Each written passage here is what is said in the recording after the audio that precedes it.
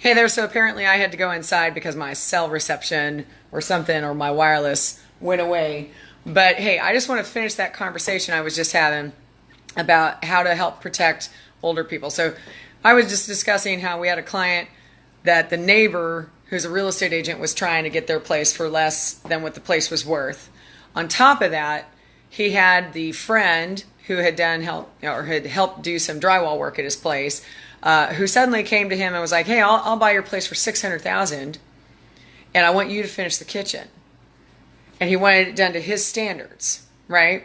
So that was going to be expensive. And this is a gentleman who doesn't have the money to do that, right?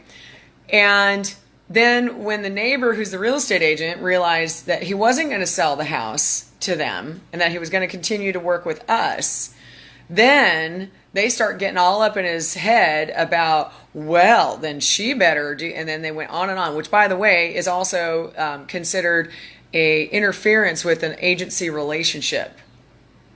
They ethically needed to not be having those discussions with him, especially because they were mostly just irritated because he wouldn't sell a house to him.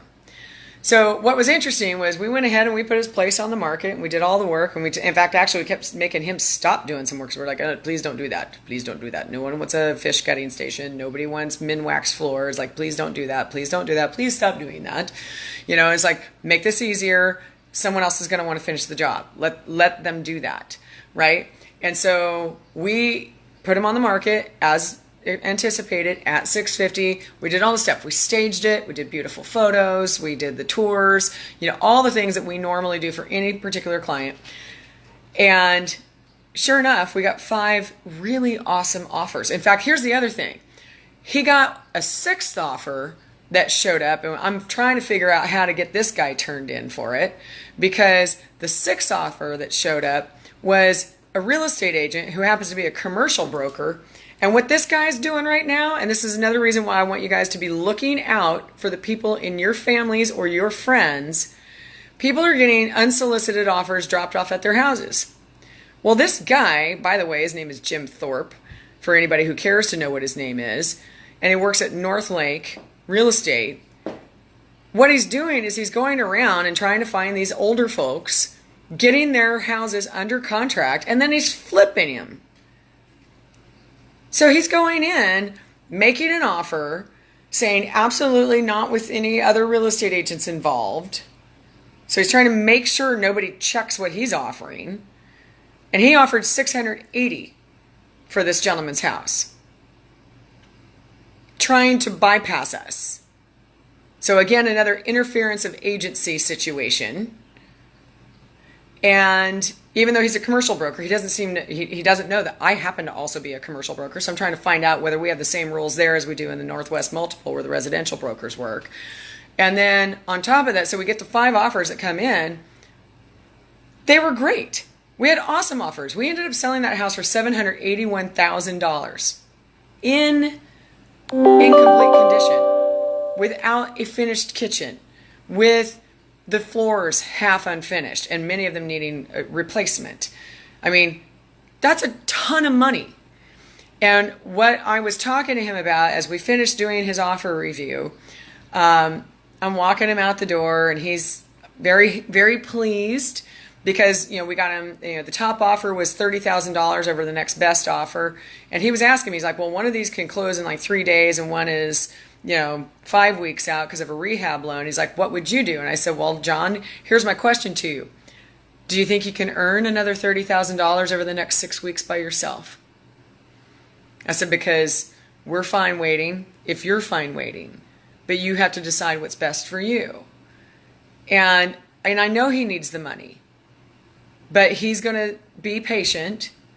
And he's going to wait for that closing to happen, but he will be $30,000 more in a position at his more advanced age to be able to handle the rest of his life. And as I walked him out of my office, I did ask him then, I said, so just out of curiosity, between your neighbor and your so-called friends, do you think what they offered you was worth it? Do you think that what they offered you was fair? And he turned around and looked at me and he was like,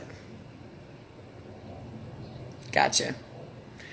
And at that moment, I knew he understood that we were really looking out for him.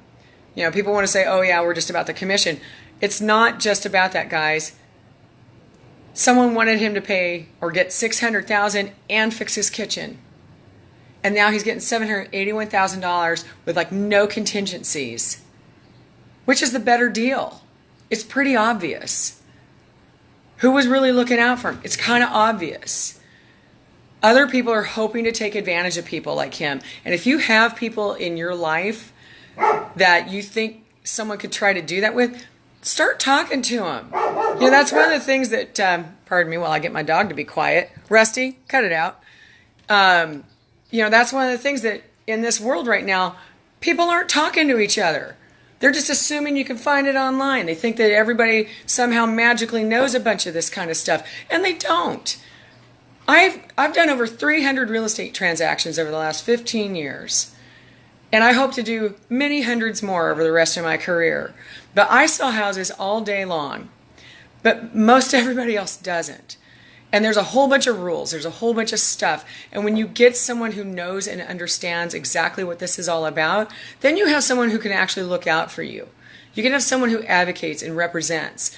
But, I mean, this isn't just like an ad about real estate. It's like, just start talking to the people that you love and make sure they aren't going to become a victim, because that's a whole lot of what's going on right now in this marketplace. So I just want to get real on that, and because it really bugs me.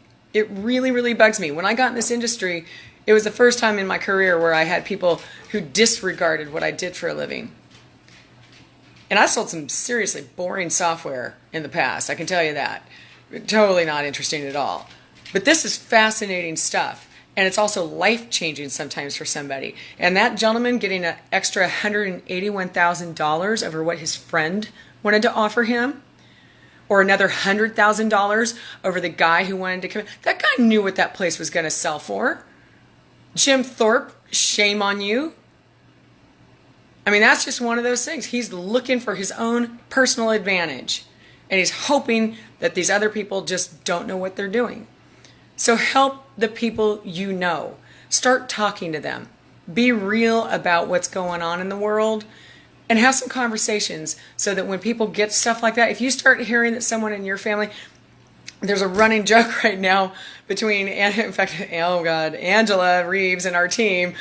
She happened to be on the phone the other day when I was talking about some of this, and I made the mistake of saying something about how I was so ticked off at this guy. I'm like, if somebody treated my grandma like that, I'd want to punch him in the face. And now there's a little video of her son. He thinks it's hilarious. He's like, rage, Reba, rage. But it's kind of hilarious. But the thing is it really just, burns my hide. I don't like seeing people taking advantage. And I'm serious. If I'd seen somebody do that to my grandma, I'd be ticked.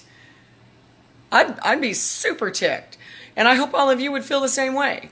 So look out for your people, okay? And if you ever need help on something like that, you need to have someone take a look at that and discover and see whether or not that's a real thing. Because I got to tell you what, this lovely man, John, he's not the first man I've had to deal with in this kind of situation.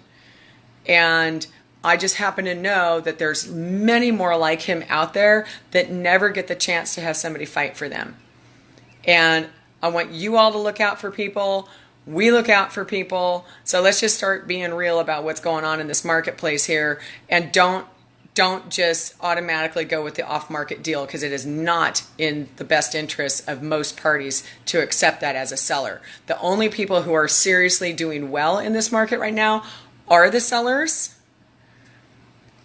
And if someone's doing an off-market deal, it may or may not be to their advantage, and you really got to do a sniff test on that one and check it out, okay? So anyway, thanks a lot, you guys, and we'll talk later. Bye.